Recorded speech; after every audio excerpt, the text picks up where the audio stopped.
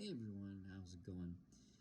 I'm currently working on a Tamiya F-15 model kit. This thing is going together quite nicely. I'm nearing the final stages of getting her done. This is how she sits right now. Got all the decals on her. As you can see. Of course, I don't have the tail fins on yet, but that's because they don't call for the tail fins going until final assembly. But if you're looking for a nice F-15 kit, this Tamiya 1/48 scale kit, F-15C version, is a very, very nice kit to do. But that's not why I wanted to talk to you guys. Today I want to talk to you guys about doing the exhaust nozzles for the jet. So as you can see, I've got one here. This one here I've weathered, and hopefully you guys can see inside there where I've put the marks inside here where the exhaust would be coming out for the engine. Now, this doesn't look as good as some of the other ones that I've seen, but I'm, for the most part, pretty happy with what I've got here. It's a pretty good angle of it right there. Now, what I started with was this one, was what looked like this. I painted the inside, I think it's called buff, in the Tamiya colors. So, and then I actually started doing one side of it here, as you can tell. But what I'm using to do all of this are the AK weathering pencils. And I'm using 5 different colors. So I'm using earth brown, which is that one there. I'm using sepia, streaking dirt, smoke, and of course, black. Now, you could probably achieve the same effect or similar effect using just black, or maybe just the smoke and black, or some combination of those, but I'm kind of going for more of a layered look. So this way you get these different browns and the grays and stuff inside of here, rather than just black. So I wanted to kind of show you the process that I'm using to do all of this. So, and what I'm doing is I'm going from lightest to darkest. So I'm using the browns, the sepia, the earth brown and the sepia first, and then I'm going to the streaking dirt, the smoke, and the black. So,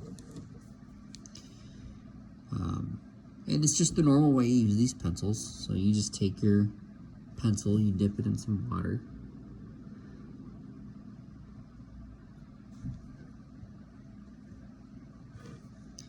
and then you take your pencil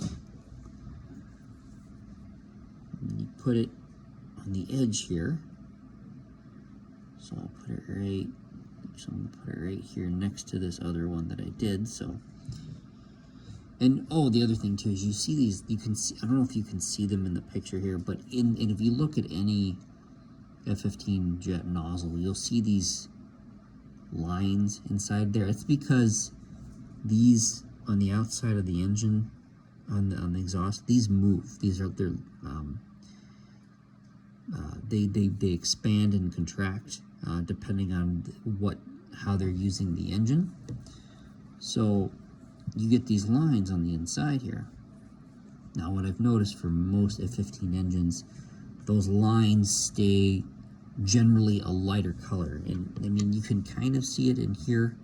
I'm actually going to go through this one here, and I'm actually going to clean those up to make them a little more pronounced than what they currently are. They're kind of muddled here and there, but that's for another video.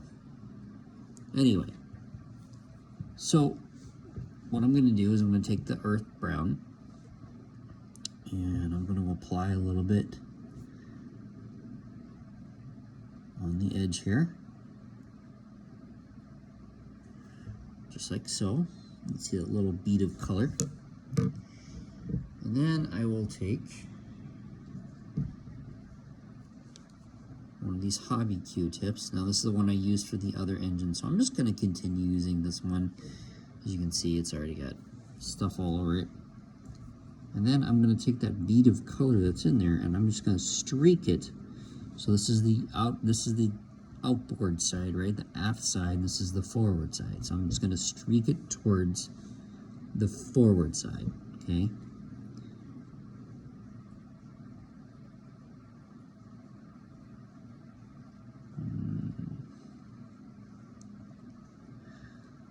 Doesn't have to be perfect because these are water soluble pencils, watercolor pencils.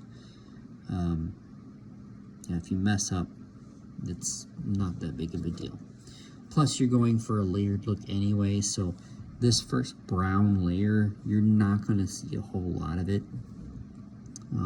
Anyway, so next up is the sepia.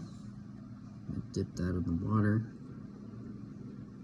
And this video is going to be a little bit longer, so if you don't have time to watch it right now, you know, just come back to it at a future time or whatever. But so I guess I'll apologize for that right now. But it's just something I wanted to show you guys. So another bead of color on there. The sepia and the earth brown aren't that far apart in color scale, but so it's a little hard to see the difference between them, but and it's the same process just over and over again basically. This can be a tedious way to do this. When I was doing the first one, I was about halfway through and I was just like, oh, you know. But I figure I'll just keep going. Next up is the streaking dirt.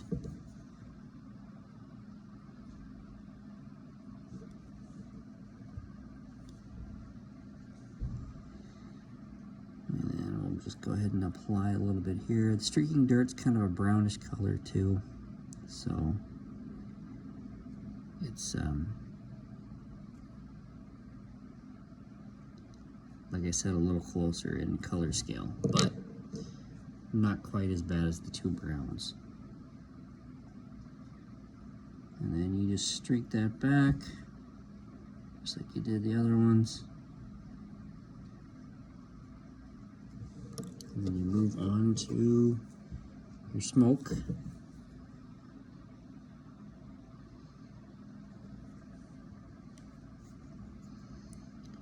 Now, when you start applying the smoke, you'll actually start seeing a little bit more of a difference in color.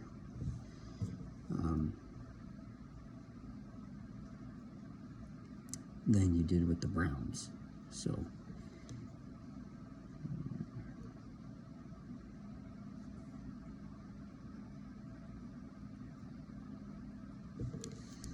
alright, let's see here, apply a little more smoke to that.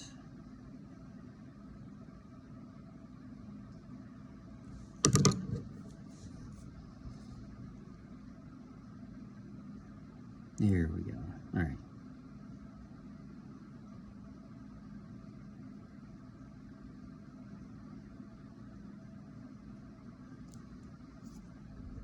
And there's the smoke on there. You can see the difference between that brown and the smoke in there already. That's the first layer. This is my, fourth layer on there. So, and then last but not least, you take the black.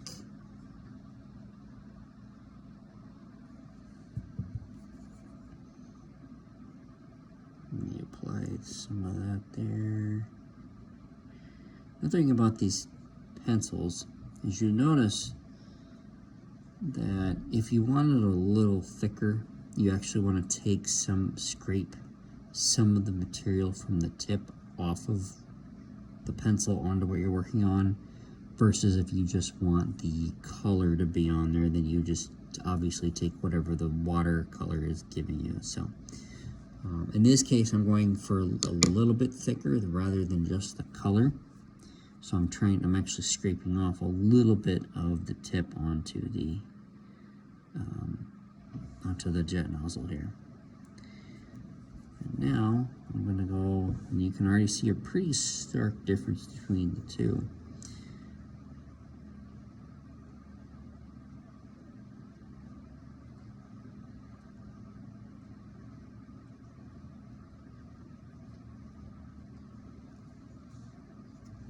And there's the black on there. Now, you'll notice that in this one, we don't have any heavy black marks. The reason for that, so if you look at pictures once again, you don't see any big carbon or burn deposits on the jet nozzle, right? I don't know the reason for that, but I would guess that the material that the nozzles are made out of are probably made to take the temperature of the exhaust coming out of the engine. So they're probably not going to burn, because if there were burn marks, that would indicate that they were on fire, right? So what I did to fix that was I just took a standard Q-tip and I dipped it in water, squeeze out any excess water. Now this, you're going to get your fingers a little dirty in this one, but it's just watercolor, so not a big deal. And then I just kind of smeared it around. And then I took my finger and actually just ran it across like this. Now, you can kind of already see, more or less looks like I erased my effect on there. But if I had more of the black going around inside here, you would actually have this in there, which, there you go. Kind of give that, and that's part of the reason why I did the multiples of colors, so that this way it's not just black or gray or brown. It's actually, you can see different colors in there. Because I already started out with tan, I figured I would start with colors that were slightly darker. And you just got to work at it. And the nice thing is, because these are watercolors, if you really mess it up badly, really all you'd have to do is take a Q-tip or even just some water on your finger and wipe it all off and then start over again, and it's completely fine. So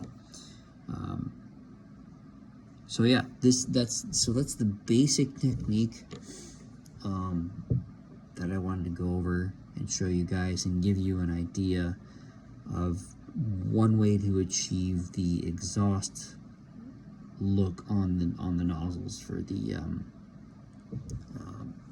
F-15, or really probably any modern jet, F-15, F-16, FA-18, you know, the tornadoes, all those kind of stuff. So so yeah, there you have it, guys. I hope this video is helpful to you. Please take a few minutes, like my videos, comment on my videos, share my videos, subscribe to my channel, hit the notification button so that you guys know when I'm putting up new stuff. All of that would really help me out and would be greatly appreciated. Also, if there is something you want to see demonstrated, or if you have comments on anything, please feel free to go ahead and put in a comment or two, you know, and help me help you, you know, make these videos better, help me make them more more instructive and things like that. Always greatly appreciated. So with that, I will go ahead and sign off, and happy modeling.